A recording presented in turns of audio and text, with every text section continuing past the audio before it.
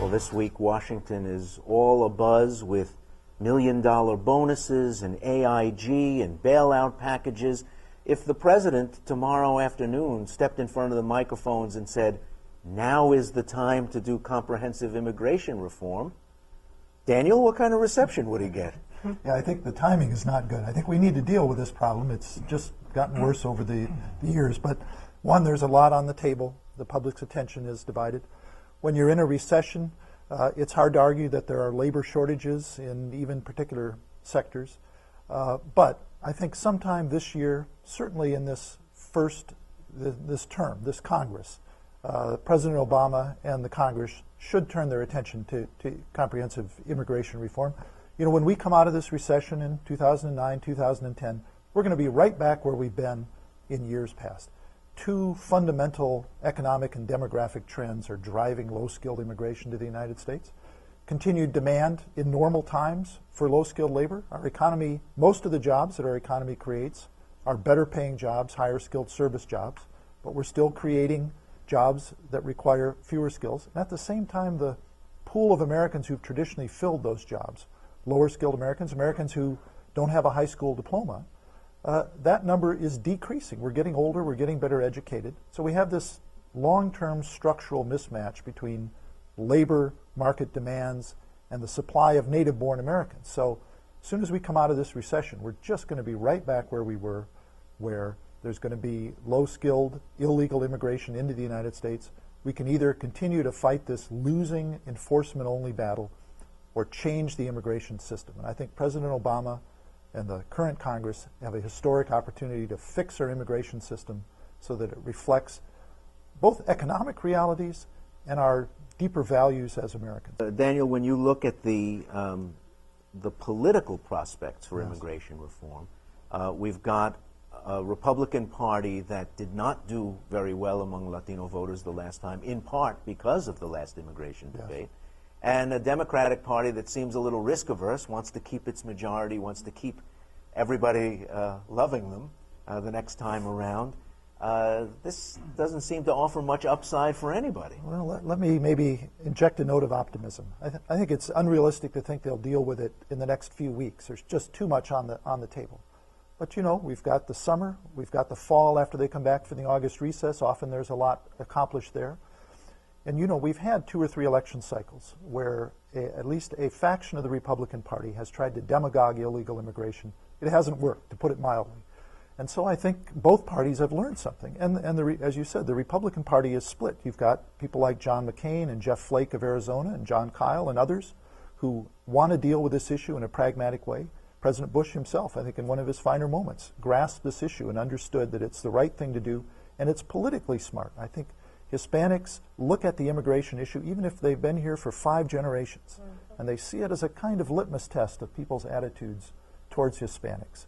And there are legitimate reasons to want to go slowly on immigration reform, but underneath, unfortunately, is sometimes some anti-immigration rhetoric and feelings, and I think that needs to be stood up to and rejected. But I would say politically, I think this issue can be a winner.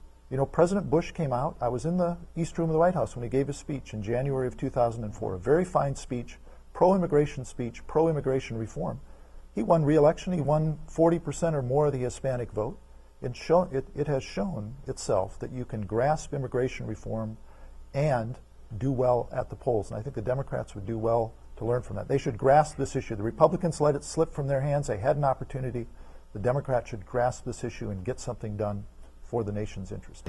You know, Ray, we've had a couple of decades of experience of significantly ramping up enforcement. And what we found is it doesn't decrease the flow, it just drives it further underground. Smuggling fees go up. You know, this is our modern version of prohibition. You know, we tried to ban alcohol. People just kept on doing what they normally do, but we created a whole underground criminal network. And we've done that with our prohibition of labor, of low-skilled labor. So enforcement only is not going to work. You know, you talk about interior enforcement. We've raided chicken processing plants and Walmarts and other places.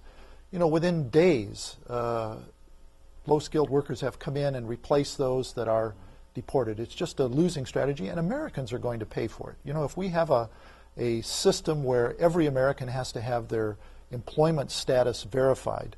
Our studies at Cato have shown that there's still an unacceptable error rate in that. And you're going to have thousands of native-born Americans, legal citizens, denied the ability to work because of a flawed government centralized computer. So we need to think twice about ramping up enforcement. I think there's no substitute for comprehensive immigration reform.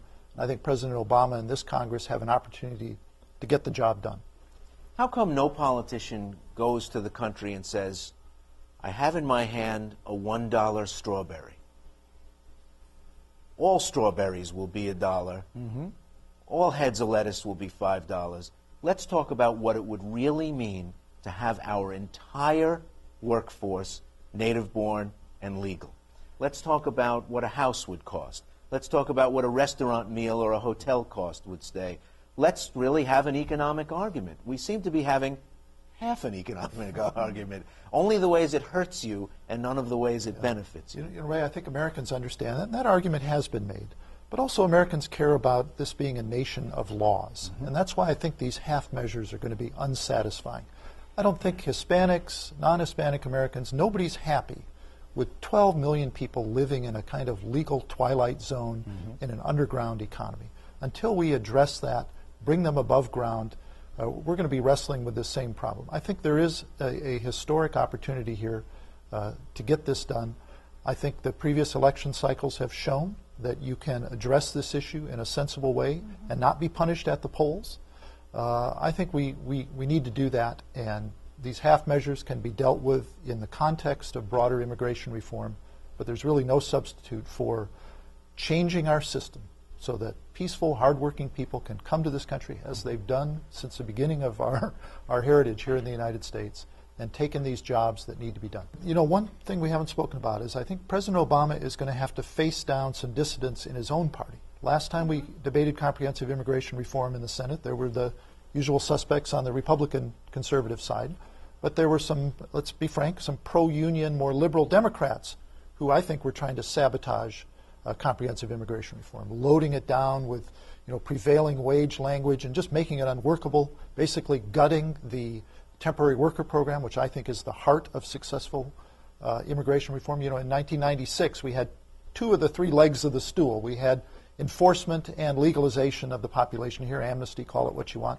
but we didn't have any provision for new workers to come in. Mm-hmm. And I think that has to be part of it, but there were amendments in the Senate, sponsored by Democrats and Republicans, that wanted to eliminate that program. So I think President Obama is going to have to show leadership, and he's going to have to show something he hasn't shown very often, facing down powerful constituencies within his own party.